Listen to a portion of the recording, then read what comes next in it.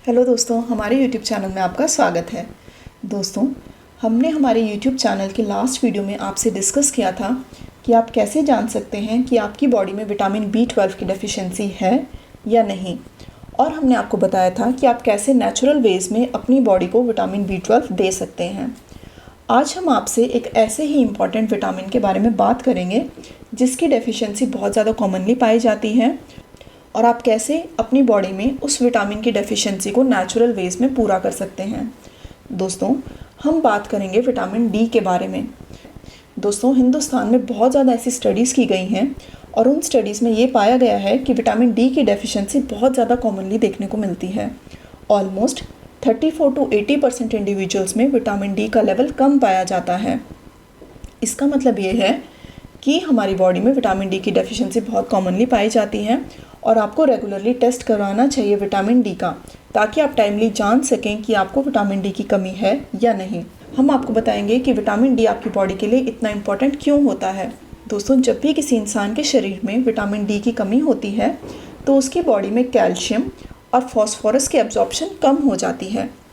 मतलब कैल्शियम और फॉस्फोरस की इफ़ेक्टिव ऑब्जॉर्प्शन होने के लिए हमारी बॉडी में एक normal level of vitamin D होना ज़रूरी है। अगर हमारी बॉडी में विटामिन डी की कमी पाई जाएगी तो हमारी बॉडी में कैल्शियम की कमी भी रहेगी और हमारी बॉडी में फॉस्फोरस की कमी भी रहेगी, जिसकी वजह से हमारी बॉडी में एक पैराथायराइड हार्मोन का लेवल ज़्यादा देखा जाता है। उसका इफ़ेक्ट ये होता है कि आपकी बोन्स बहुत ज़्यादा वीक बनती जाती हैं। अगर बच्चों में ये बोन्स वीक होती हैं तो उन्हें रिकेट्स होने की संभावना होती है, और अगर बड़ों में ये बोन्स वीक पाई जाती हैं तो बड़ों में ऑस्टियोमैलेशिया बीमारी होने का रिस्क रहता है। और दोस्तों, विटामिन डी की कमी की वजह से हमें ऑस्टियोपोरोसिस भी होती है, मतलब हमारी बोन की डेंसिटी बहुत ज़्यादा कम हो जाती है। इसका मतलब ये है कि विटामिन डी हमारी बॉडी को चाहिए ताकि हमारी बॉडी में हेल्दी बोन्स रहें।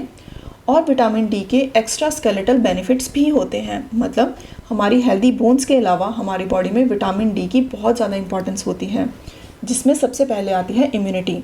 अगर आप अपनी बॉडी की इम्यूनिटी स्ट्रॉन्ग चाहते हैं तो आपकी बॉडी में विटामिन डी का लेवल नॉर्मल रहना चाहिए।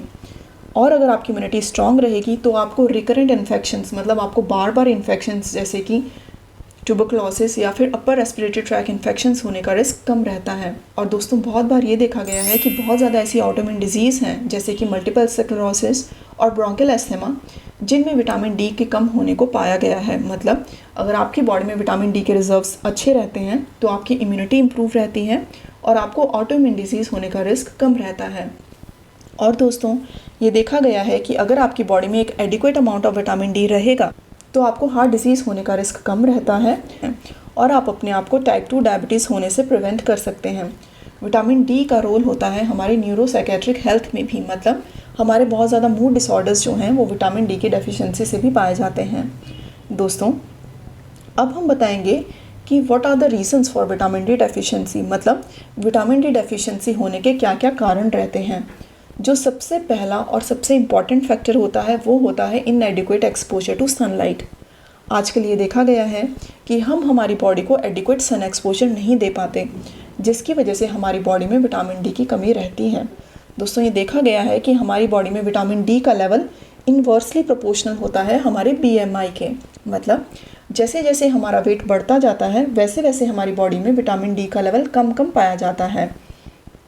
दोस्तों, जिस भी इंसान को फैट माल एब्जॉर्प्शन सिंड्रोम्स हैं, मतलब आपको कोई भी अगर इंटेस्टाइन की प्रॉब्लम है तो आपकी बॉडी में विटामिन डी का लेवल कम रहेगा। अगर आपको नेफ्रोटिक सिंड्रोम जैसी बीमारी है तो उसमें फैट सॉल्युबल विटामिन्स यूरिन में निकलते हैं तो आपकी बॉडी में विटामिन डी का लेवल कम पाया जाता है। और दोस्तों, अगर आप लंबे समय से कुछ ऐसी दवाइयाँ ले रहे हैं जो विटामिन डी के एब्जॉर्प्शन को कम करती हैं, तब भी आपकी बॉडी में विटामिन डी कम रहेगा। और इन दवाइयों में आता है एंटी सीजर मेडिकेशंस। मतलब अगर किसी भी इंसान को दौरे की दवाई बहुत लंबे समय से चल रही है तो उसकी बॉडी में विटामिन डी के कम रहने का रिस्क पाए जाते हैं। अगर आप कोई भी स्टेरॉइड्स की दवाई ले रहे हैं तो आपकी बॉडी में विटामिन डी का लेवल कम रहेगा। और अगर आपने कोई भी एंटी फंगल मेडिकेशन बहुत ज़्यादा लंबे समय तक ली हैं तो आपकी बॉडी में विटामिन डी के कम रहने का रिस्क रहता है।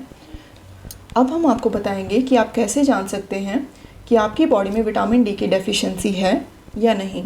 दोस्तों, एक बहुत ही सिंपल ब्लड टेस्ट किया जाता है जिसमें हम आपकी बॉडी में 25 हाइड्रोक्सिलेज विटामिन डी का लेवल डिटेक्ट करते हैं।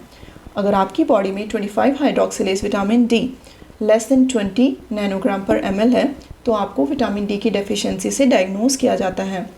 और अगर आपकी बॉडी में 25 हाइड्रोक्सिलेज विटामिन डी का लेवल 21 से लेकर 29 नैनोग्राम पर ml तक होता है तो आपकी बॉडी को विटामिन डी से इनसफिशिएंट माना जाता है। दोस्तों, अब हम आपको बताएंगे कि आप कैसे नेचुरल वे में अपनी बॉडी को विटामिन डी दे सकते हैं।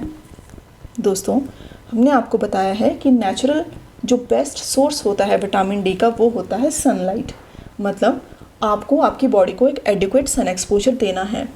आपको कोशिश करना है कि आप सुबह 10 बजे से लेकर शाम 3 बजे के बीच में अपनी बॉडी को सन में रखें। आपको ध्यान देना है कि आपकी बॉडी एक्सपोज्ड होनी चाहिए, क्योंकि फिजिकल बैरियर्स की वजह से भी विटामिन डी का लेवल प्रॉपरली सिंथेसाइज नहीं हो पाता। दोस्तों, ये देखा गया है कि अगर आप अपनी बॉडी को सन से एक्सपोज करते हैं, लेकिन अगर आपने अपनी स्किन में कोई भी सनस्क्रीन लगाया है, इवन 30++ जो सनस्क्रीन्स होते हैं, उनसे भी आपकी बॉडी में जो विटामिन डी की सिंथेसिस होती है वो मोर देन 95% कम हो जाती है। इसलिए आपको ध्यान देना है कि जब भी आप अपनी बॉडी को सन से एक्सपोज कर रहे हैं तो आप प्रॉपरली एक्सपोज करें और आपकी बॉडी में कोई भी सनस्क्रीन नहीं होना चाहिए। दोस्तों, और ये देखा गया है कि जो भी डार्क कॉम्प्लेक्शन के इंसान होते हैं उनकी बॉडी में मेलानिन बहुत ज़्यादा पाया जाता है और मेलानिन को एक नेचुरल सन प्रोटेक्टर माना जाता है। मतलब अगर एक डार्क स्किन के इंसान को same amount of vitamin D अपनी बॉडी में सिंथेसाइज करना है as compare to a white skin person, तो डार्क स्किन के इंसान को 3 से 4 गुना ज़्यादा समय तक अपनी स्किन को एक्सपोज करना है ताकि वो same amount of vitamin D अपनी बॉडी में सिंथेसाइज कर सके as compare to a white skin person. और दोस्तों, ये देखा गया है कि जैसे जैसे आपकी उम्र बढ़ती है तो आपकी बॉडी में विटामिन डी का सिंथेसिस थोड़ा कम होना पाया जाता है। दोस्तों, सनलाइट को छोड़ के बहुत ज़्यादा कम ऐसे नेचुरल सोर्स होते हैं जहाँ पे आप विटामिन डी को पा सकते हैं, जिनमें आता है सबसे पहले कॉड लिवर ऑयल और फिर आती हैं फिशेस। दोस्तों, इवन जो एग यॉक होता है उसमें भी विटामिन डी पाया जाता है। दोस्तों, बहुत कम ऐसे फूड्स हैं जिन्हें विटामिन डी से फोर्टिफाइड किया जाता है। इसलिए अगर आपको अपनी बॉडी में विटामिन डी चाहिए तो आप अपनी बॉडी को एक एडिक्वेट सन एक्सपोजर लें। मतलब सुबह 10 बजे से लेके शाम 3 बजे के बीच आपको अपनी बॉडी को सन से एक्सपोज करना है। आपकी बॉडी का एक प्रॉपर एक्सपोजर होना चाहिए। आपको ध्यान रखना है कि आपने कोई भी सनस्क्रीन का इस्तेमाल नहीं किया है।